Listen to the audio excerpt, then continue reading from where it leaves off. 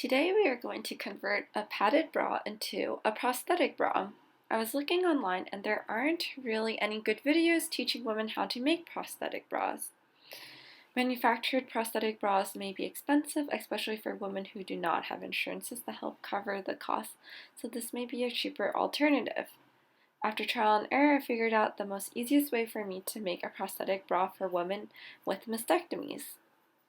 Here's an example of a bra I made for my mother, who is a breast cancer survivor. The stitching is made close to the edge of the cup so that it blends in with the cup. I used an old t-shirt to make the pocket. Be sure when choosing a fabric to make the pocket that it does not unravel when you cut it. Choosing cotton is usually the best because that way the pocket will stretch a bit, so when you put the prosthetic in, it will lie close to the chest. When choosing a bra, it is best to use a padded bra where the top edge has full coverage and it goes in towards the chest. Today we will be using this nude bra, and so the end product should look something like this. You can see little stitching, not that visible, blends well with the bra. And we're going to begin with our old shirt. Just gonna lie that down. Just make sure, again, cotton's usually best. A shirt that won't unravel when you cut.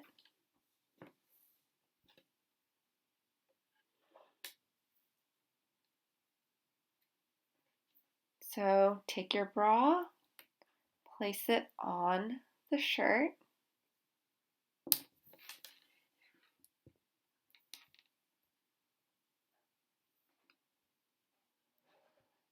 And so you're going to trace the side that you're going to make the prosthetic pocket on.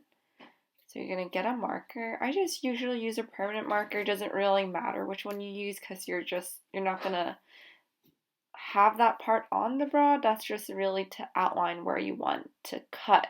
I usually cut it inside that area. You want to make it a little bit bigger. Perhaps give yourself like 2 centimeters of space. This is because we're going to sew it, but there's going to be extra space on the outside. And we're going to cut the excess material at the end, and that's how you have a really nice clean cut. So see that here, I have that traced, and there's just usually a little space where the band is. I just usually estimate where we want to cut there. I usually just make it a little bigger. Bigger is better because you can always cut the extra material out. And here you can see I'm just going to cut in the inside edge. We don't want the permanent marker area. That's just really so you have an idea where you want to cut. Make sure that when using a scissor to cut, you want a sharp one. It just makes the process a lot more easier.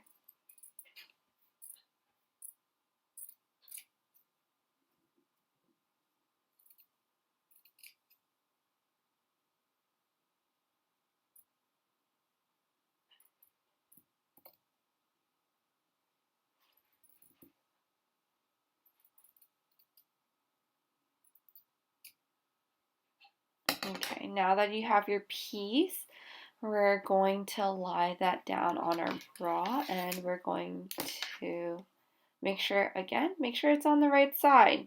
I've put it on the wrong side before, and it's pretty sad because it takes you a while to sew it, and then it takes a while to take it out as well. And it kind of ruins it on the other side. So make sure you have it on the side you want it on.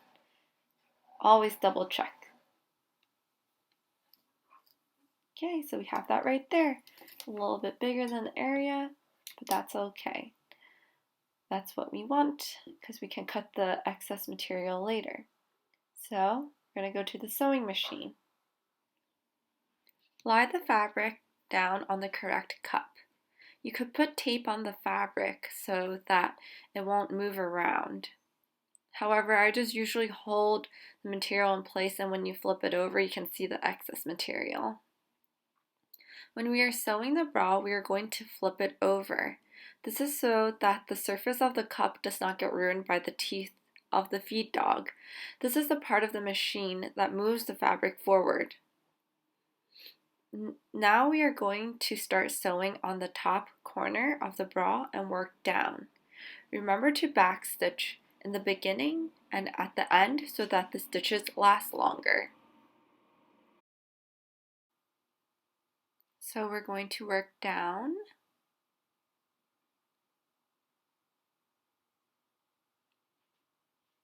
And when we finish with that side, we can lift it up and cut the thread.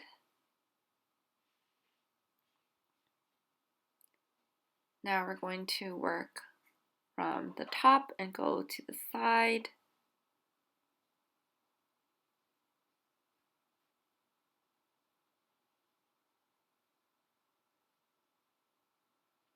Just take your time with this. Sometimes the fabric on the cup might move around a little bit. So sometimes I just lift that pedal and just release the fabric so it doesn't tug it.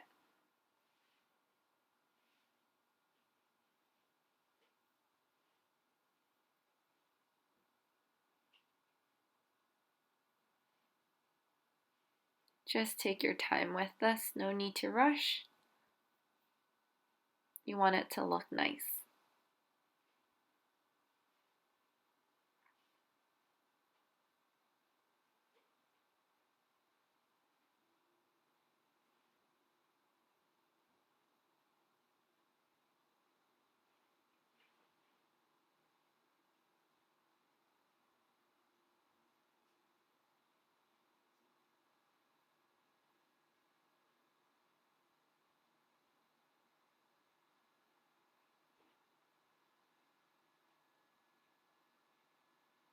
Remember to backstitch at the end and again cut the string.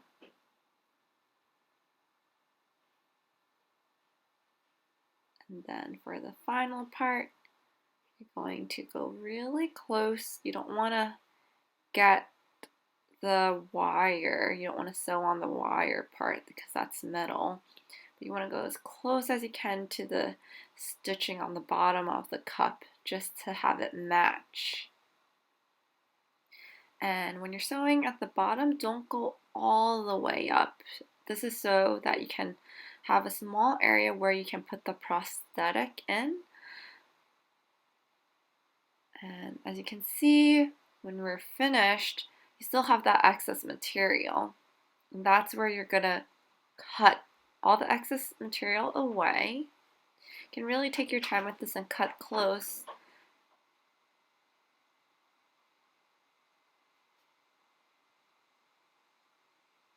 And it should at the end come out looking pretty clean.